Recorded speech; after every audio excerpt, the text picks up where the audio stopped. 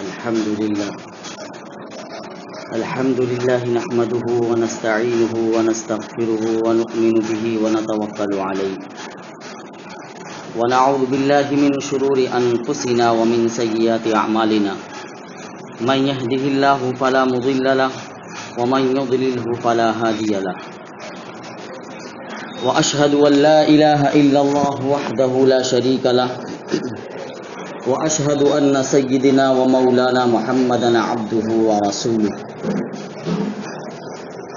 أما بعد فأعوذ بالله من الشيطان الرجيم بسم الله الرحمن الرحيم النار يعرضون عليها غدوا وعشيا صدق الله المولانا العظيم وصدق رسوله النبي الكريم ونحن ذلك لمن الشاهدين والشاكرين والحمد لله رب العالمين. محترم بزرگوں اور عزیز ساتھیوں، میں نے آپ کے سامنے قرآن کریم کی ایک آیت جو آل فرعون کے بارے میں نازل ہوئی ہے تلاوت کرنے کی سعادت حاصل کی۔ اللہ رب العزت فرماتے ہیں النار یعرضون علیہا غدوا وعشیا، کہ فرعون جس نے اللہ کے حکم کی نافرمانی کی، اللہ کے حکم سے فرعون دریا کے اندر غرق ہو گیا اور اس کی موت کو اللہ رب العزت نے عبرت ناک نشان بنا دیا۔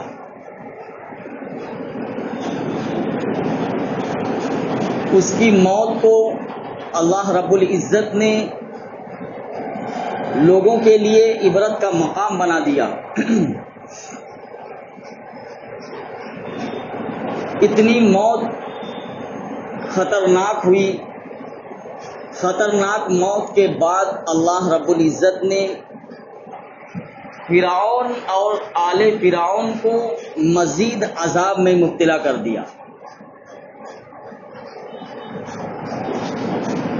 اور عذاب میں مبتلا کر دیے گئے وہ لوگ، وہ کون سا عذاب ہے جو فرعون اور اس کے ماننے والے یعنی آل فرعون کو دیا گیا؟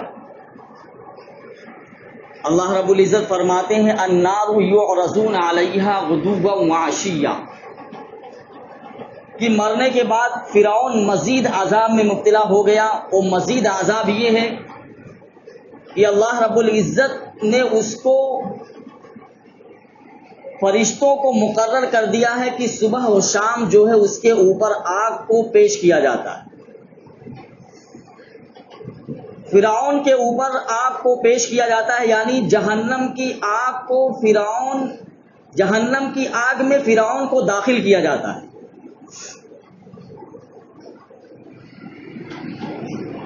بظاہر اس آیت سے یہ معلوم ہوتا ہے کہ فرعون کو آگ کا عذاب دیا جا رہا ہے، اور حقیقتاً ہے، کیونکہ قرآن کریم کا یہ اعلان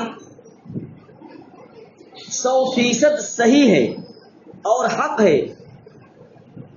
جب اللہ رب العزت نے کہہ دیا کہ فرعون کو عذاب دیا جا رہا ہے آگ کا، اگر ہماری آنکھ اس کو نہ بھی دیکھے تو ہمیں اس کو تسلیم کرنا پڑے گا کہ واقعتاً فرعون کو آگ کا عذاب دیا جا رہا ہے۔ ہماری آنکھ کیوں نہیں تسلیم کرے گی؟ ہماری آنکھ اس وجہ سے نہیں تسلیم کر رہی ہے کہ ہم بظاہر دیکھ رہے ہیں کہ فرعون کا جسم جو ہے وہ تو دنیا کے اندر میوزیم کے اندر پڑا ہوا ہے، اور بظاہر ہم دیکھ رہے ہیں کہ اس کے جسم پر کوئی آگ نہیں ہے۔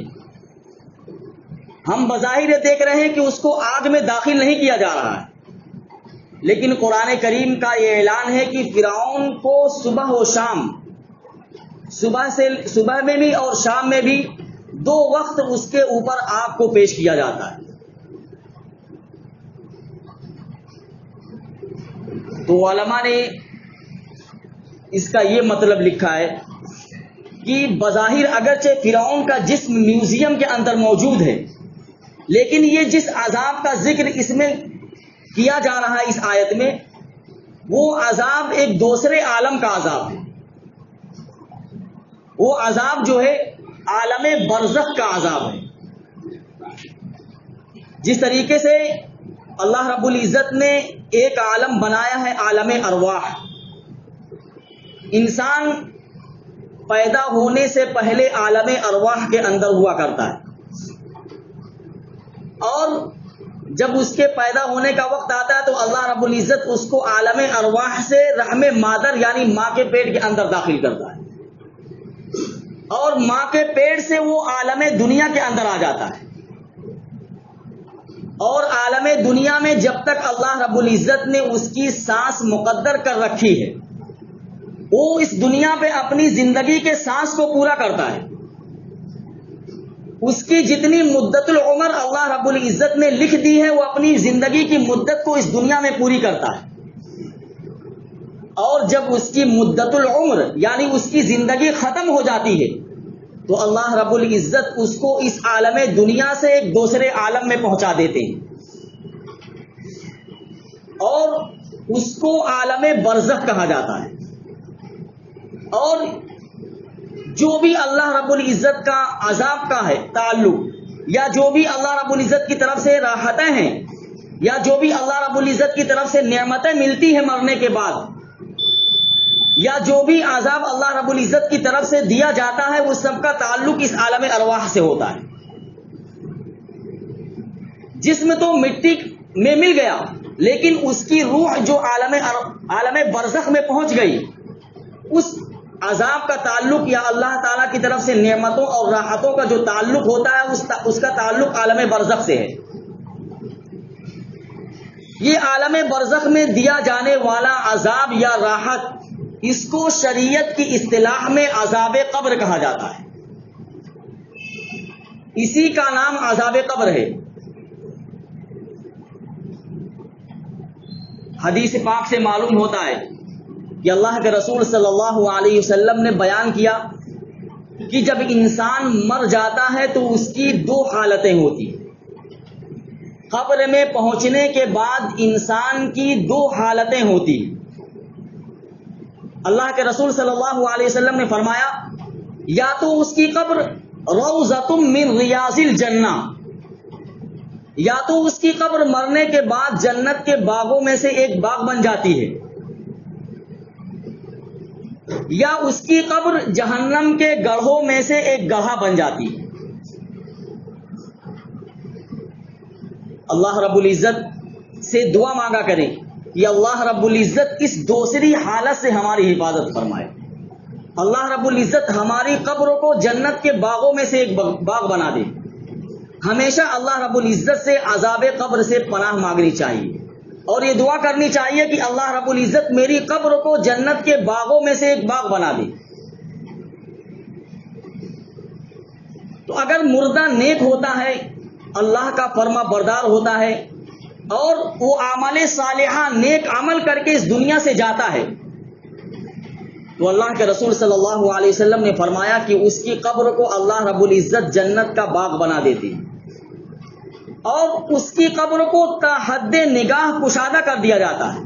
جہاں تک انسان کی نظر جاتی ہے اس سے بھی زیادہ اس کی قبر کو اللہ رب العزت وسیع اور کشادہ کر دیتے ہیں، اور جنت کے باغ اور جنت کی کھڑکیاں اللہ رب العزت اس نیک انسان کے قبر میں کھول دیتے ہیں، جس سے جنت کی راحتیں اور جنت کی ہوائیں ٹھنڈی ٹھنڈی اور جنت کی نعمتیں اس کو ملتی رہتی ہیں اس۔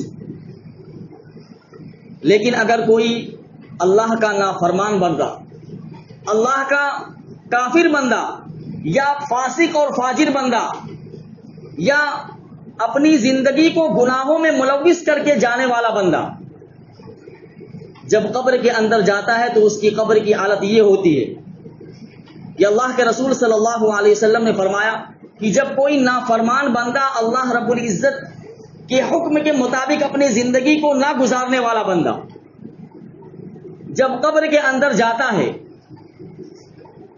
تو اللہ کے رسول صلی اللہ علیہ وسلم نے مثال دیتے ہوئے صحابہ کرام کو مثال دیتے ہوئے اس کے قبر کی حالت کو اللہ کے رسول صلی اللہ علیہ وسلم نے بیان کیا کہ قبر اس بدکار بندے پر اور اس گنہگار بندے پر کتنی تنگ ہوتی ہے۔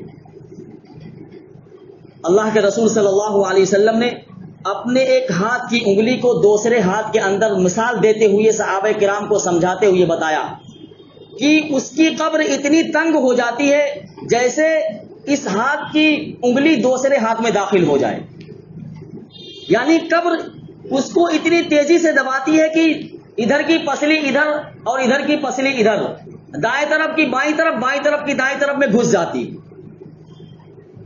یہ قبر میں بدکار اور گنہگار بندے کا حال ہوتا ہے۔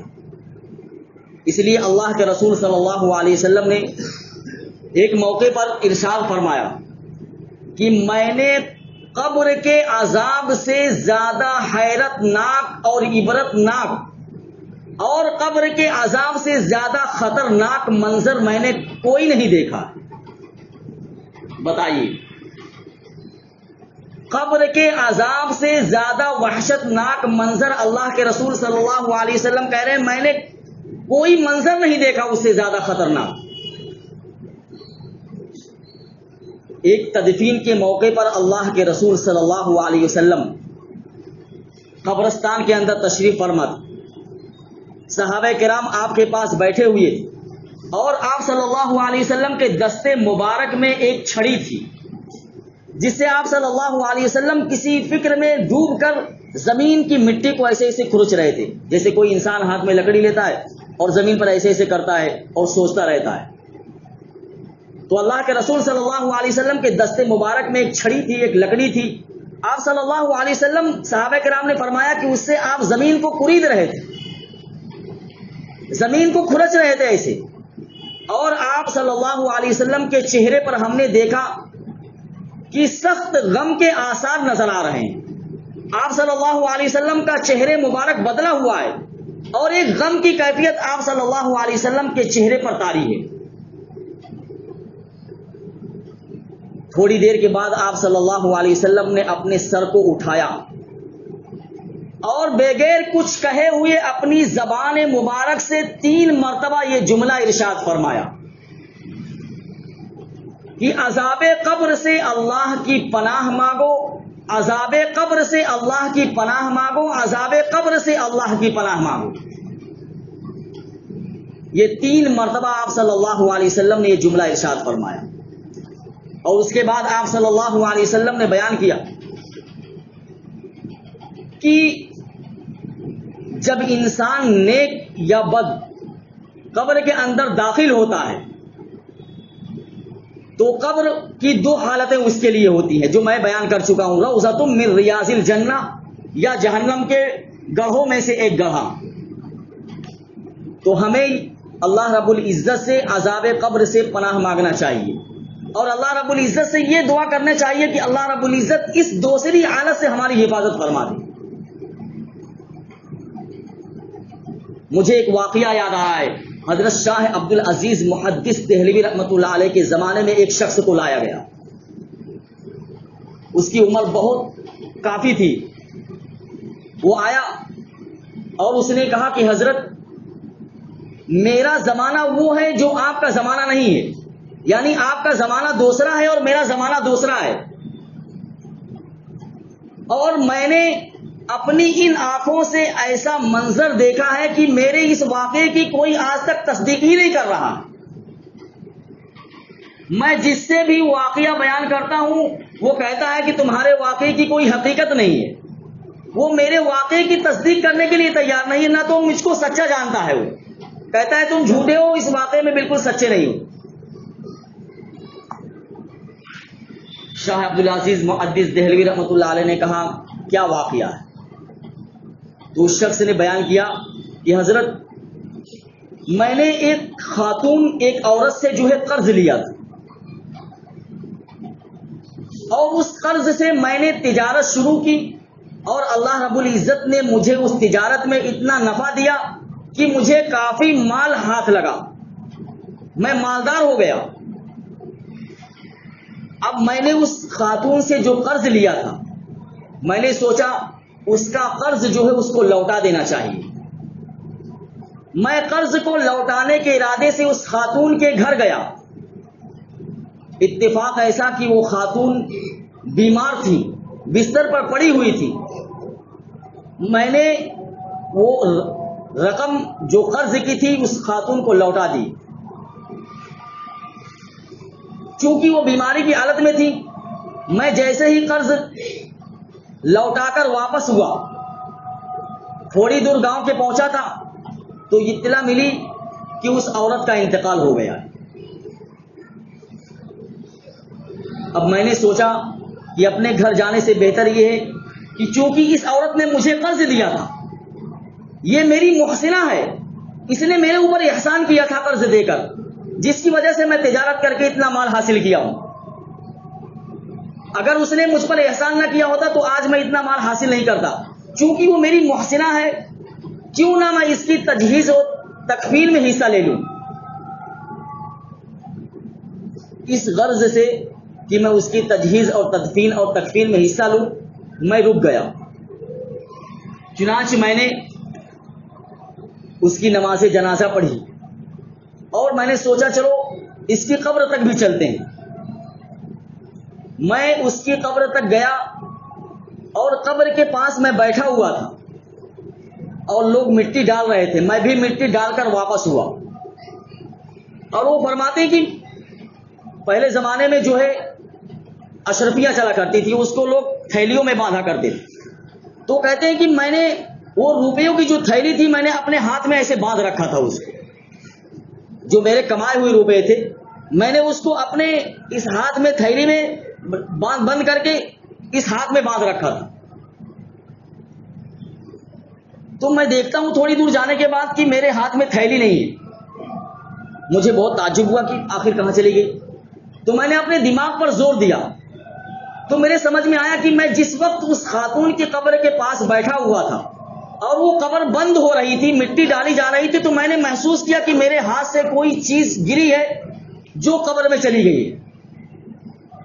ہو نہ ہو میری وہ تھیلی اس خاتون کے قبر میں چلی گئی ہے۔ تو میں نے اس نیت سے کہ ہو سکتا ہے کہ میری تھیلی اس خاتون کے قبر میں چلی گئی ہو، میں نے اس کے قبر کو کھولنے کا ارادہ کیا اور تنہائی میں جا کر میں نے اس کی قبر کو کھولا۔ اور جیسے ہی میں نے قبر کو کھولا تو دیکھا کہ میری ایک تھیلی جو ہے جو گر گئی تھی وہ کنارے پڑی ہوئی۔ میں نے جیسے اس کو اٹھانے کا ارادہ کیا تو میں نے قبر کا جو منظر دیکھا، اس منظر کو آج تک میری آنکھوں نے نہیں دیکھا، اور اس منظر کو میں جب بھی لوگوں کے سامنے بیان کرتا ہوں کوئی میری بات ماننے کے لیے تیاری نہیں ہوتا۔ وہ کہتے ہیں کہ جیسے ہی میں نے قبر کے اندر جھک کر دیکھا تو میں دیکھ رہا ہوں کہ قبر جو ہے جہاں تک میری نگاہ جا رہی ہے بالکل وسیع ہوتی چلی گئی، یعنی اتنی کشادہ ہو گئی ہے کہ میری نگاہ ٹھہر ہی نہیں سکتی وہاں۔ میں سوچ میں پڑ گیا، یا اللہ میں قبر میں اترا ہوں یا کسی میدان میں اتر آیا ہوں، مجھے تو سمجھ میں نہیں آ رہا۔ انہوں نے کہا کہ میں نے وہ تھیلی اٹھا لی اور تھوڑی دیر میں نے سوچا کہ چلو اس میدان میں چل کر دیکھتے ہیں۔ تھوڑی دور گیا تھا تو دیکھا میں نے کہ سرسبز اور شاداب باغ ہیں وہاں، اور اس باغ کے بیچ میں وہی خاتون جن کا ابھی انتقال ہوا تھا، بہت ہی قیمتی لباس پہنے ہوئے اور حسین اور جمیل صورت میں۔ ایسا لباس میں نے دیکھا کہ وہ ایسا لباس دنیا کے اندر میں نے کبھی نہیں دیکھا، بالکل شاندار قیمتی لباس میں اور حسین و جمیل صورت میں، اور ایک خوبصورت تخت کے اوپر بالکل اس سرسبز شاداب باغ کے بالکل بیچ میں بیٹھی ہوئی ہے وہ۔ میں تھوڑا آگے گیا تو اس خاتون نے مجھے دیکھا اور کہا کہ جلدی سے باہر چلے جاؤ، جلدی سے باہر چلے جاؤ۔ میں نے وہ آواز سن کر جلدی سے قبر سے باہر آ گیا۔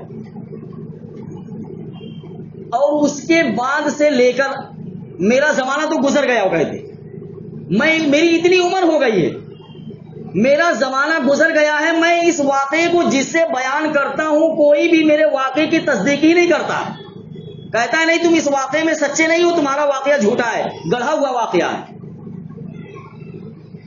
حضرت شاہ عبدالعزیز محدث دہلوی رحمۃ اللہ علیہ نے کہا کہ تو نے جو منظر دیکھا ہے، اگرچہ لوگ تیرے واقعے کی تصدیق نہیں کر رہے ہیں، لیکن تو نے جو منظر دیکھا ہے اپنی آنکھوں سے برحق دیکھا ہے، تو از روئے حدیث تو نے جو منظر دیکھا ہے وہ بالکل صحیح ہے، وہ بالکل حدیث کے مطابق ہے تیرا دیکھا ہوا منظر۔ اس شخص نے کہا کیسے؟ تو شاہ عبدالعزیز محدث دہلوی رحمۃ اللہ علیہ نے حدیث پیش کی کہ اللہ رب العزت جب کوئی نیک بندہ قبر میں جاتا ہے تو اس کی قبر کو تا حد نگاہ وسیع کر دیتے ہیں، روضۃ من ریاض الجنہ، اس کی قبر کو جنت کے باغوں میں سے ایک باغ بنا دیتے ہیں۔ اللہ کے رسول کا فرمان ہے، تو نے اللہ کے رسول کے فرمان کے مطابق جو کچھ دیکھا ہے بالکل سچ دیکھا ہے۔ اب چاہے کوئی تیرے واقعے کی تصدیق کرے یا نہ کرے، اس سے کوئی بحث نہیں ہے، لیکن تو جو دیکھ کر آیا ہے بالکل سچ دیکھ کر آیا۔ تو میں عرض کر رہا تھا کہ قبر کی ایک حالت یہ ہے کہ قبر یا تو جنت کے باغوں میں سے ایک باغ بنتی ہے۔ اللہ رب العزت سے دعا کریں کہ اللہ رب العزت ہماری قبر کو ایسا ہی بنائے۔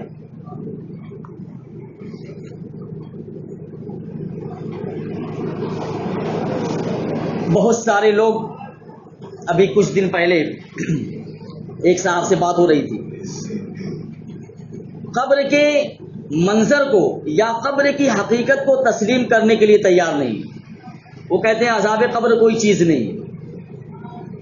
اگر عذاب قبر کوئی چیز ہوتی تو ہم تو اتنے مردوں کو روزانہ دفن کرتے ہیں، کم سے کم کبھی تو نظر آتا عذاب قبر ہم کو۔ بتائیے، یا تو وہ سچا ہے یا تو پھر اللہ کے رسول صلی اللہ علیہ وسلم نعوذ باللہ جھوٹے۔ اللہ کے رسول صلی اللہ علیہ وسلم کا فرمان کیا ہے؟ اللہ کے رسول صلی اللہ علیہ وسلم کا فرمان یہ ہے کہ قبر یا تو اس کے جنت کے باغوں میں سے ایک باغ بنتی ہے یا جہنم کے گڑھوں میں سے ایک گڑھا بنتا ہے۔ اور صرف یہی نہیں، اللہ کے رسول صلی اللہ علیہ وسلم ایک مرتبہ تشریف لے جا رہے تھے سفر میں۔ آپ صلی اللہ علیہ وسلم جس سواری پر سوار تھے، وہ سواری جب اس ویران جگہ پہ پہنچی تو زور زور سے بلکنے لگی، قریب تھا کہ آپ صلی اللہ علیہ وسلم اس سواری سے گر جائیں۔ آپ صلی اللہ علیہ وسلم نے صحابہ کرام سے فرمایا کہ یہاں دو قبریں نظر آ رہی ہیں، معلوم کرو کہ یہ دو قبریں کس کی ہیں۔ صحابہ نے معلوم کیا اور بتایا کہ اللہ کے رسول یہ فلاں اور فلاں کی قبریں ہیں۔ اللہ کے رسول صلی اللہ علیہ وسلم نے فرمایا کہ ان دونوں کو عذاب قبر ہو رہا ہے۔ اب بتائیے کس کا مشاہدہ ہے اور کس کی تصدیق ہے؟ یہ اللہ کے رسول صلی اللہ علیہ وسلم کی زبان مبارک سے یہ جملہ نکل رہا ہے کہ ان دونوں کو عذاب قبر ہو رہا ہے، اور ہم یہ کہتے ہیں کہ ہم نے تو آج تک عذاب قبر ہوتا ہوا نہیں دیکھا۔ اگر عذاب قبر کہیں ہوتا تو آج تک ہم نے جتنے مردے دفن کیے کم سے کم کوئی تو نظر آتا۔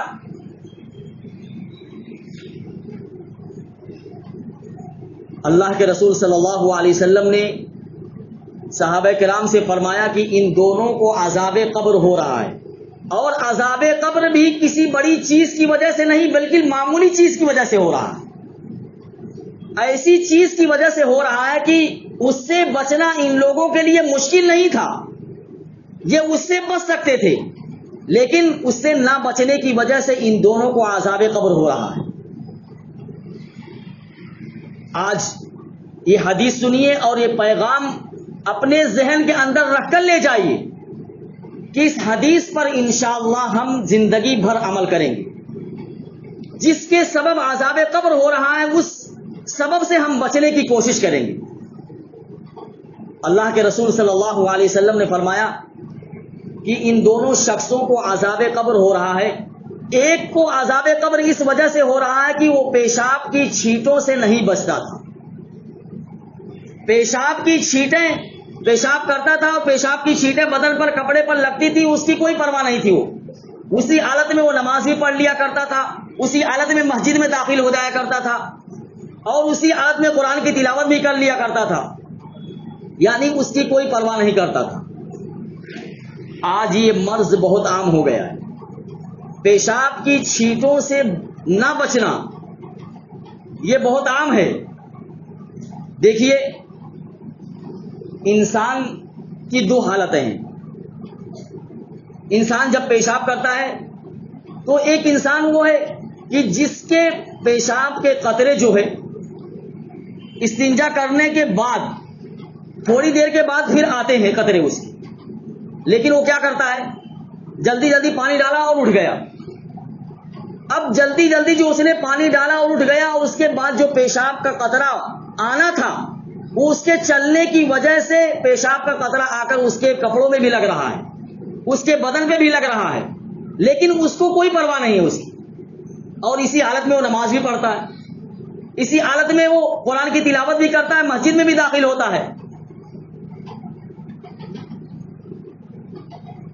کیوں؟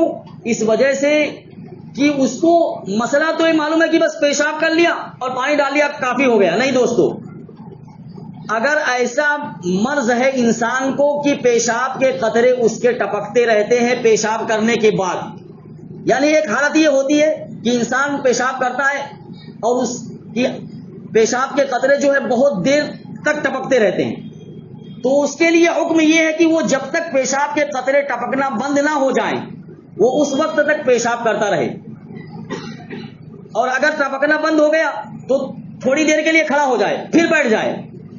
اب دیکھیں کہ پیشاب کے قطرے ٹپک رہے ہیں یا نہیں. اگر ٹپک رہے ہیں تو پھر بیٹھا رہے اور اس کے بعد پھر اٹھے. ایسے کئی مرتبہ مسلسل کرے, اور جب اطمینان ہو جائے اس کو تو اس کے بعد پانی ڈالے اور باہر آ جائے. ایک تو یہ حالت ہوتی ہے. اور دوسرے بہت سارے انسان ایسے ہیں جو پیشاب مسلسل قطرے ٹپکنے کی بیماری میں مبتلا ہیں. وہ مسئلہ معلوم نہیں کرتے, وہ ایسی نماز پڑھ لیتے یا نماز ہی نہیں پڑھتے. میں نے بہت سارے لوگوں سے پوچھا, بھائی صاحب آپ نماز کیوں نہیں پڑھتے؟ کہا مولانا صاحب پاکی نہیں ہے. میں بول کیوں؟ کہا مجھ کو پیشاب ٹپکنے کی بیماری ہے, میں ہمیشہ ناپاکی رہتا ہوں. میں بولا کم سے کم اللہ کے بندے مسئلہ تو معلوم کر لیتے کہ پیشاب تم زندگی بھر ناپاک رہو گے. ارے زندگی بھر ناپاک رہو گے؟ اگر تم کو پیشاب کے قطرے ٹپکنے کی بیماری ہے تو اس کا مسئلہ معلوم کرو نا, کہ میں اس حالت میں کیسے نماز پڑھوں, کیسے عبادت کروں. اور تم زندگی بھر سوچ لیے ہو کہ مجھ کو ناپاک ہی رہنا ہے. تو دوستو مسئلہ سمجھ لیجئے, اگر کسی کو پیشاب مسلسل ٹپکنے کی بیماری ہے, اس کو شریعت کی اصطلاح میں سلسل بول کہتے ہیں. سلسل بول کے مطلب مسلسل پیشاب کے قطرے ٹپکنا. اگر یہ بیماری کسی شخص کو ہے تو اس کے لیے عبادت کرنے کا, نماز پڑھنے کا کیا طریقہ ہے؟ اس کو ہمیشہ ناپاک نہیں رہنا. اگر وہ ناپاک رہے گا تو اللہ کے رسول صلی اللہ علیہ وسلم کے اس فرمان کے مطابق کہ اس کو عذاب قبر ہو رہا ہے, کیوں؟ پیشاب کی چھینٹوں سے یا پیشاب سے احتیاط نہ کرنے کی وجہ سے. تو خدا نہ خواستہ اگر احتیاط نہیں کیا اور موت آ گئی تو یہ پیشاب سے احتیاط نہ کرنا عذاب قبر کا سبب بن جائے گا اس کے لیے. اس لیے عذاب قبر سے بچنے کے لیے احتیاط, پیشاب کی چھینٹوں سے احتیاط بہت ضروری ہے. تو میں مشورہ دیا کرتا ہوں ساتھیوں کو جن کو سلسل بول یعنی مسلسل قطرے ٹپکنے کی بیماری ہے, اس کے لیے شریعت نے حکم دیا ہے کہ نماز کا جب وقت ہو جائے تو سب سے پہلے وہ جائے پیشاب کرے, پیشاب کرنے کے بعد وہ وضو کرے. اور میں اس کے ساتھ یہ مشورہ دیا کرتا ہوں کہ وہ اپنے ازار بند یا پینٹ جو پہن رکھا ہے اس کے نیچے انڈر ویئر پہن لے وہ, اور انڈر ویئر کے اندر وہ کوئی کاٹن کا کپڑا یا آج کل ٹیشو پیپر جو آ رہا ہے اس کو تہ کر کے مسلسل رکھ لے وہ. اب کیا ہوگا, جب اس نے انڈر ویئر کے نیچے اس کو رکھ لیا ہے تو اب پیشاب جو بھی ٹپکے گا وہ کاٹن کے کپڑے میں لگے گا یا پھر وہ ٹیشو پیپر کے اندر لگے گا, آپ کا کپڑا اور بدن جو ہے محفوظ رہے گا. اب یہ عمل کرنے کے بعد اب اس نے مثال کے طور پر ظہر کی نماز کا وقت ہوا, ظہر کی نماز کے وقت یہ عمل کر لیا اس نے. اس عمل کرنے کے بعد وہ وضو کرے, وضو کرنے کے بعد وہ جتنی چاہے نفل فرض نماز یا نفلی نماز یا قرآن کی تلاوت, اس کا یہ وضو جو ہے اثر تک چلے گا. وہ ایک وقت وضو بنا لیا, اب اتنی اس وضو سے جتنی چاہے وہ نماز پڑھ سکتا ہے. پھر اثر کے وقت میں اس کو یہی عمل کرنا پڑے گا, یعنی ہر نماز کے لیے اس کو نیا وضو کرنا پڑے گا, چاہے وضو اس کا ٹوٹا ہو یا نہ ٹوٹا ہو. جیسے ہی دوسری نماز کا وقت داخل ہوگا اس کا وضو پہلے والا ٹوٹ جائے گا. اب دوسری نماز کے لیے بھی یہی عمل اس کو کرنا پڑے گا کہ پہلے پیشاب کرے, اس کے بعد وضو کرے, اس کے بعد جتنی چاہے وہ نماز پڑھے. یہ ہے سلسل بول کے لیے شریعت کا حکم. اس کو پوری زندگی ناپاک نہیں رہنا ہے, بلکہ اس کا مسئلہ معلوم کرنا ہے کہ کسی عالم سے بھی معلوم کر لیتا تو اس کی رہنمائی کر دیتا ہو. لیکن تو ہم نے تو سوچ رکھا کہ نہیں ہم کو پوری زندگی ناپاک رہنا ہے. تو میں نے کہا بھائی تم کو پوری زندگی ناپاک رہنا ہے, یہ سوچ رکھے ہو کہ مجھے پوری زندگی ناپاکی کی حالت میں گزارنا ہے. تو دوستو عذاب قبر کے بارے میں دلیل نہیں ہونا چاہیے. جیسے ان صاحب نے کہا کہ عذاب قبر ہوتا ہی نہیں, ہم نے تو دیکھا ہی نہیں ہے. لیکن اللہ کے رسول صلی اللہ علیہ وسلم کا فرمان کیا ہے؟ ہم آپ کی بات کی تصدیق کریں کہ اللہ کے رسول صلی اللہ علیہ وسلم کی بات کی تصدیق کریں؟ ہم نے تو ہر چیز کو عقل کے ترازو میں تولنا شروع کر دیا. جو چیز ہمارے دماغ کو لگتی ہے, ہماری عقل کو لگتی ہے, ہم کہتے ہیں صحیح ہے. یہاں تک کہ ہم نے شریعت کے احکام کو بھی عقل کے ترازو میں تولنا شروع کر دیا ہے. اگر کوئی شریعت کا حکم ہمارے عقل کے مطابق لگتا ہے تو ہم کہتے ہیں ٹھیک ہے, اور اگر ہمارے عقل کے خلاف جا رہا ہے تو ہم کہتے ہیں صحیح نہیں ہے.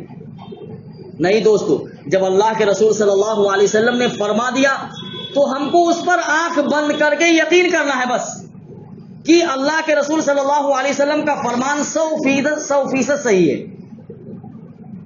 اس لیے دلیر نہیں ہونا چاہیے. عذاب قبر کے بارے میں اللہ رب العزت سے پناہ مانگنا چاہیے. دیکھیے ایک اور مشاہدہ صحابی رسول کا میں آپ کے سامنے بیان کرتا ہوں. یہ تو اللہ کے رسول صلی اللہ علیہ وسلم کا فرمان ہے نا. صحابی رسول کا ایک واقعہ میں آپ کے سامنے بیان کرتا ہوں. حضرت عبداللہ ابن عمر رضی اللہ تعالی عنہ ایک مرتبہ کہیں جا رہے تھے ساتھیوں کے ساتھ. سفر میں رات ہو گئی اور ایک گاؤں کے کنارے جو ہے وہ ٹھہر گئے. بستی کے قریب اندھیرا ہو گیا اور اس گاؤں میں وہ لوگ ٹھہر گئے. انہوں نے دیکھا کہ بستی کے آخر میں قبر بنی ہوئی ہے اور اس میں سے ایک شخص باہر نکلا. یہ کس کا مشاہدہ ہے؟ یہ صحابی رسول کا مشاہدہ ہے. حضرت عبداللہ ابن عمر رضی اللہ تعالی عنہ کا مشاہدہ ہے.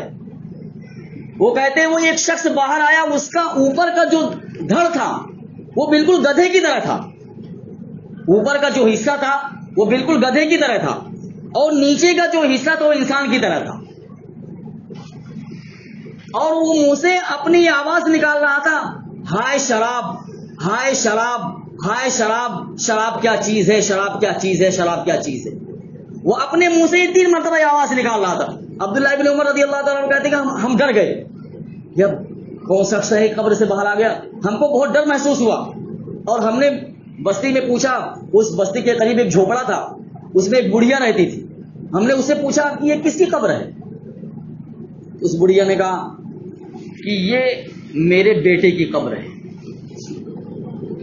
ماں کے نافرمان اس حدیث کو غور سے سنیں اور اس فرمانے صحابی کو غور سے سنیں کہ اس عورت نے کہا کہ یہ میرا بیٹا ہے اور یہ اپنی زندگی میں شراب پینے کا بہت عادی تھا, بہت کثرت سے شراب پیا کرتا تھا.